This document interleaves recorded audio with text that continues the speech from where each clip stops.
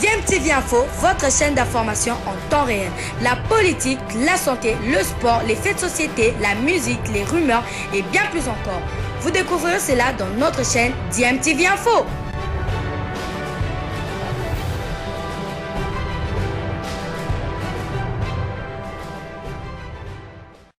Vous êtes sur DMTV, bonjour ou bonsoir, tout dépend de l'heure à laquelle vous nous suivez. Tout le plaisir est pour nous de vous retrouver, mais surtout de savoir que vous êtes nombreux en train de suivre votre chaîne YouTube DMTV. DMTV qui vous propose l'actualité, mais vous propose aussi des analyses et des réflexions sur des sujets d'actualité, sur des faits sociaux ou tout simplement sur des réalités que nous observons ici chez nous en République démocratique du Congo. C'est l'heure de votre tour d'horizon qui vous permet d'avoir quelques news du football congolais, bien évidemment, des internationaux congolais, en prévision d'ailleurs du démarrage des éliminatoires de la Coupe du Monde Qatar 2022. On a besoin de connaître l'état de forme de certains de nos internationaux. Ce petit tour d'horizon, nous allons le débuter par la Suisse. La Suisse, où le championnat suisse avait déjà repris. On en était en tout cas à la 3e journée ce week-end. Et le samedi, le champion en titre Young Boys de Berne, club de l'international congolais Elia Meshak,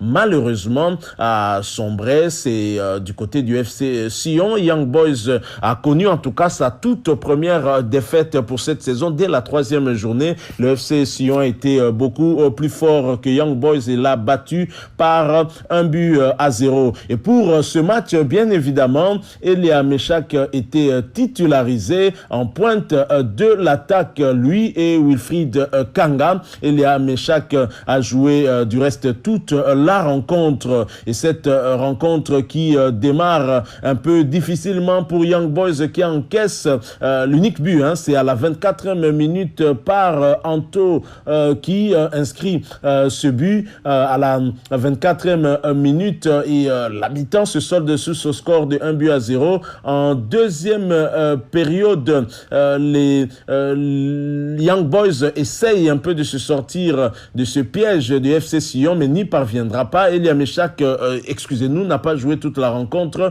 puisqu'il a été remplacé à la 59e minute. Elia Meshak va quitter ses coéquipiers. Au moment de quitter ses coéquipiers, le score était de 1-0 et ça restera inchangé jusqu'à la fin de la rencontre. Alors Young Boys en championnat a donc gagné un seul match, a fait un match nul et une défaite. Autant dire que le bilan après 3 journées est mitigé, donc on peut pas dire négatif ni positif. C'est vraiment le juste milieu, avec un match nul, un match perdu et une victoire. Le premier match, ça avait plutôt bien commencé pour Young Boys. C'était lors de cette déplacement du côté de Lucerne le 24 juillet dernier. 3-4, un match prolifique en but avant de recevoir Grasshopper Club de Zurich et faire jeu égal 0 but partout le 31 juillet. Hier, avant-hier, bien évidemment, FC Sion a gagné Young Boys à domicile. Young Boys qui se déplaçait du côté du FC Sion le samedi 7 août 2021.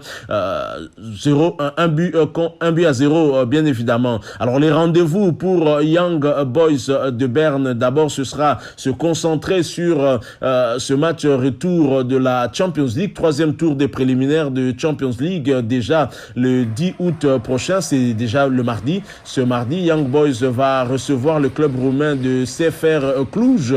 En première, Young Boys avait réussi à faire un bon match nul à l'extérieur. C'était le 3 août dernier, il y a une semaine, un but partout. Il faut dire que l'avantage du but marqué à l'extérieur ne compte plus, et donc il faudra bien gagner pour espérer se qualifier au tour suivant. On espère qu'Elia Meshak et son club vont parvenir à se qualifier. Après ce match-là, il y aura la Coupe de Suisse le 14 août prochain, et Young Boys sera reçu par FC Elitao. Donc voilà le rendez-vous pour Elia Meshak et son équipe de Young Boys. Quittons Elia Meshach et la Suisse pour nous rendre du côté de la Belgique. La Belgique où la Jupiler Pro League était à sa 3e journée, le championnat belge de première division. Et deux Congolais s'étaient affrontés. On a eu Jackson Mouleka du côté du Standard de Liège et Michel-Ange Balikwisha du côté de Royal Antwerp. Belle opposition, mais c'est le club visiteur, le club anversois qui va prendre les dessus sur le Standard de Liège qui avait pourtant bien débuté le championnat, contrairement au Royal Antwerp, ancienne équipe de Dieu merci Mbokani. 2-5 au finish. Standard de Liège n'aura pas fait le poids face à Royal Antwerp qui avait certainement envie de remporter ce match. Pourtant, lorsque ce match débute, Jackson Mouleka est bien titularisé en pointe de l'attaque du Standard des Liégeois ensemble avec Julio Klaus. Et malheureusement, les clubs liégeois ne va pas parvenir à redresser la barre face à une équipe déterminée à ne pas encaisser une 3e défaite de suite depuis le début du championnat. C'est donc une première victoire qui va requinquer le moral de ces joueurs de Royal Antwerp. Alors le match commence très mal pour Standard de Liège qui encaisse un but matinal et ce but est encaissé à la 6e minute et c'est Michael Frey qui inscrit cette ouverture du score. Le même Frey va récidiver à la 37e minute pour son doublé et la mi-temps va à se solder sur ce score de 0-2. À la reprise, bien évidemment, Jackson Mouleka va redonner espoir aux Liégeois en inscrivant en tout cas la réduction du score. Ce sera à la 55e minute et cela ne sera peut-être pas suffisant pour finalement requinquer le moral des Liégeois puisque seulement 4 minutes après, encore lui, Michael Frey inscrit son triplé à la 59e minute avant d'inscrire son quadruplé à la 61e minute pour le 1-4. Le même Michael Frey inscrit son quintuplé, je le dis bien quintuplé, à la 68e minute. Donc inutile de vous dire que le Standard de Liège n'a pas joué contre Royal Antwerp mais a joué contre Michael Frey qui a inscrit à lui tout seul tous les buts de son équipe, 5 buts. Et pendant qu'il a inscrit tous les 5 buts, Michel-Ange Balikwisha l'observait sur le banc et contemplait en tout cas cet attaquant de Royal Antwerp sur le banc puisqu'il va faire son entrée seulement 2 minutes après le 5e but des Anversois, soit à la 70e minute, remplaçant ainsi Benson. Et les Liégeois qui étaient menés 5-1 vont tout de même réduire le score à la 77e minute, mais cela ne va quasiment rien changer sur la défaite qui s'était déjà dessinée et Royal Antwerp se relance donc dans ce championnat qui avait pourtant mal débuté pour ce club anversois. À un certain moment, nous nous sommes même dit, est-ce que Royal Antwerp n'a pas en tout cas le mal de Dieu merci Mbokani? Peut-être que l'absence de Dieu merci Mbokani a causé tout cela. Alors le Standard de Liège qui connaît là sa toute première défaite aussi de la saison, il faut le dire. Le Standard de Liège avait débuté le championnat le 23 juillet dernier par c'était un match nul contre Genk.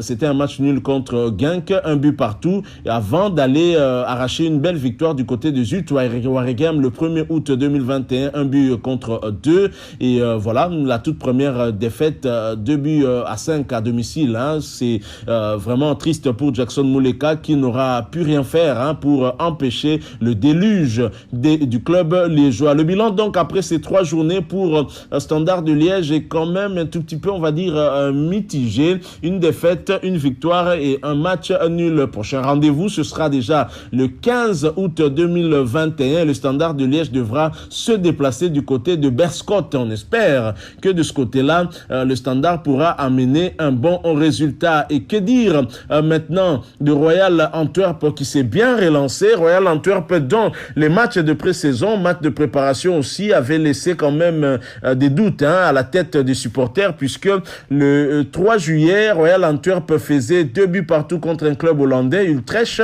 Ensuite, Royal Antwerp va sombrer face à AEK Athènes, club grec. Ce sera le 6 juillet 2021, 0 but contre 2, avant de faire jeu égal avec l'AS Monaco le 17 juillet 2021, 0 but partout, un bilan de préparation de pré-saison, on va dire plutôt négatif, avec 2 nuls et une défaite si on prend les 3 derniers matchs en tout cas. Et le début de championnat a été catastrophique. Le 25 juillet 2021, Royal Antwerp sombre à Malines, 3 buts à 2, et à domicile face à Courtrai, Royal Antwerp perd 0 but contre 1 et se ressaisit en tout cas très bien avec cette belle victoire à l'extérieur, 2 contre 5. Inutile de dire que Royal Antwerp se signale très fort et prévient les prochains adversaires. Et le prochain adversaire justement, ce sera déjà le Sporting Charleroi, et ce sera le 13 août prochain, et Royal Antwerp se déplacera encore sur le terrain du Sporting Charleroi en espérant arracher encore un bon résultat